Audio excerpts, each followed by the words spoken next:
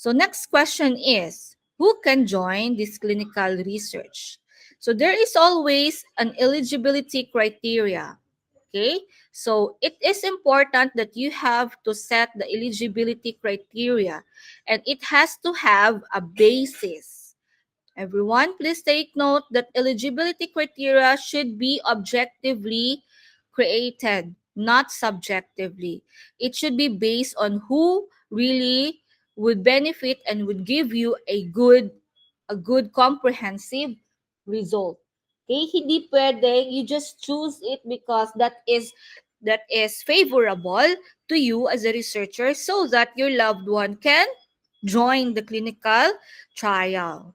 So it has to be objective to keep participants safe and enroll the right participants to collect the data that we need to answer the research question.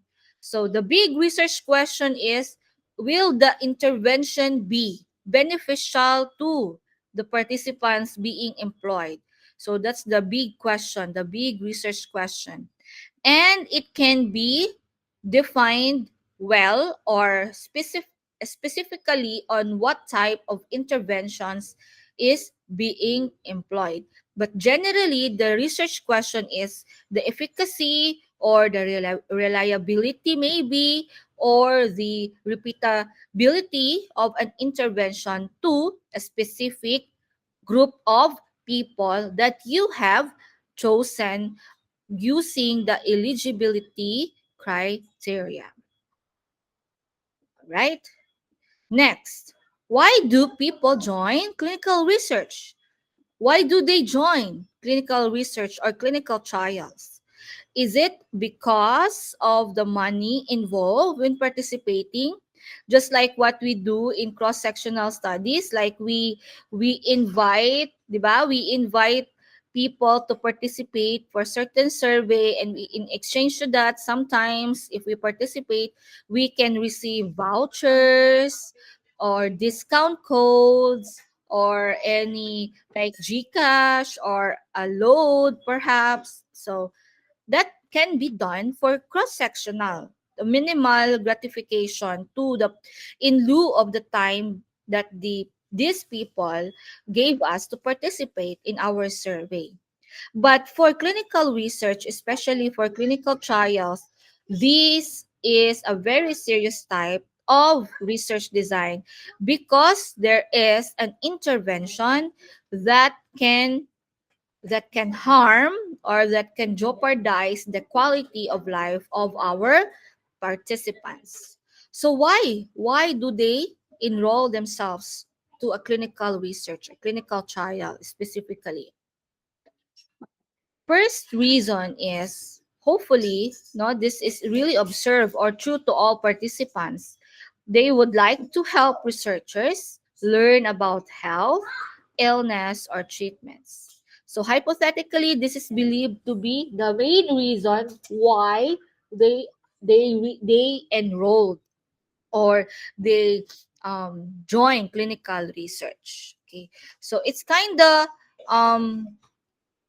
blurry here because the term here is join. You can join as the researcher or you can join as the participants. But nevertheless, the main reason why they join clinical research, specifically clinical trial, is because of this. Next, also being part of discovering health information. But actually, no, actually, the the main goal that really drives people to join clinical research as a researcher or as a participant is because there is a very big problem.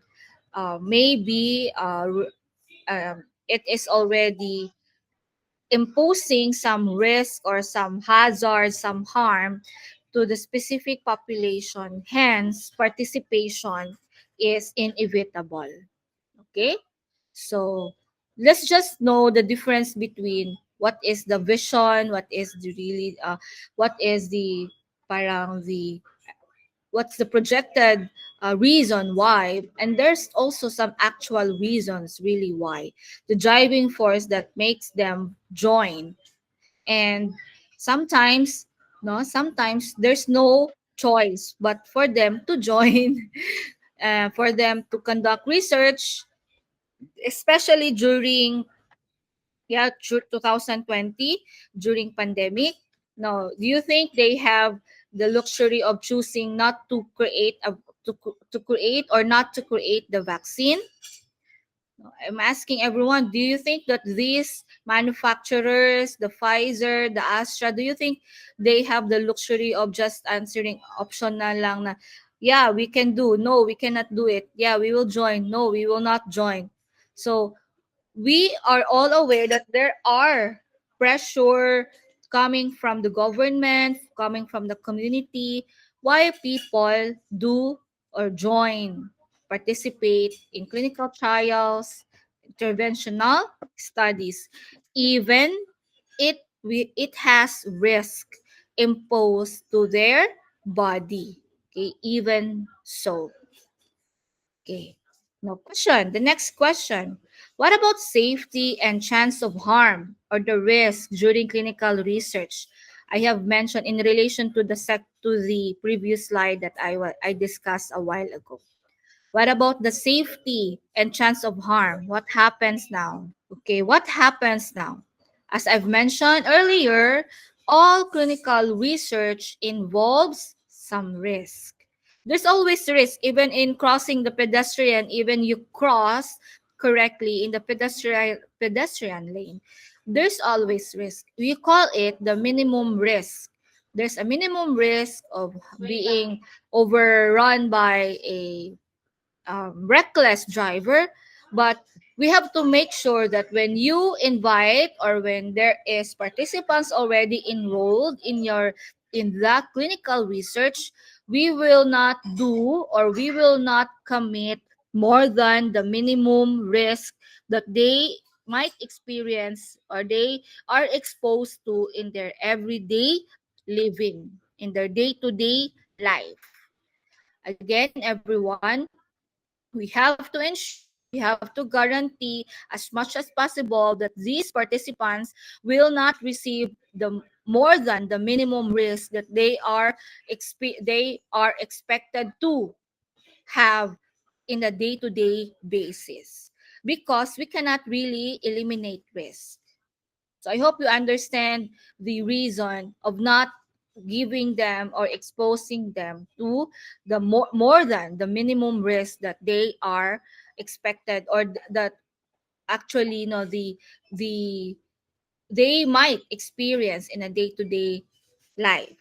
So what is a minimum risk that I'm talking about?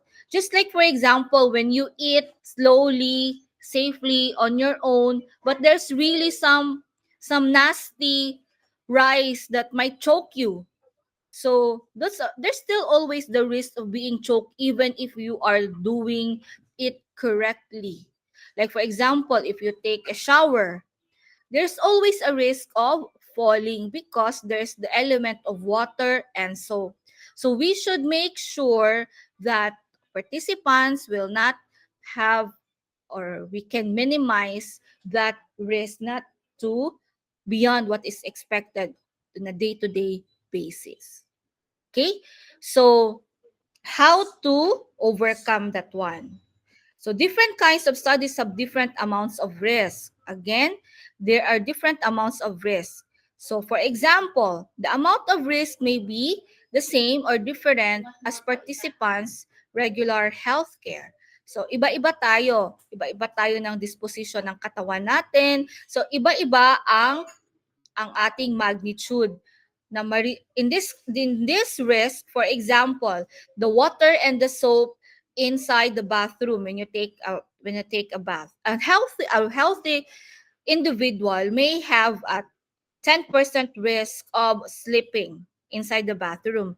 But if you are using some drugs that might be giving you risk to fall. For example, you are receiving benzodiazepines, you are receiving maintenance drugs that gives you weak bones like osteoporosis from using steroids, from using different drugs. So the risk of that water and soap inside the bathroom will increase. So that's the same risk, but the magnitude differs.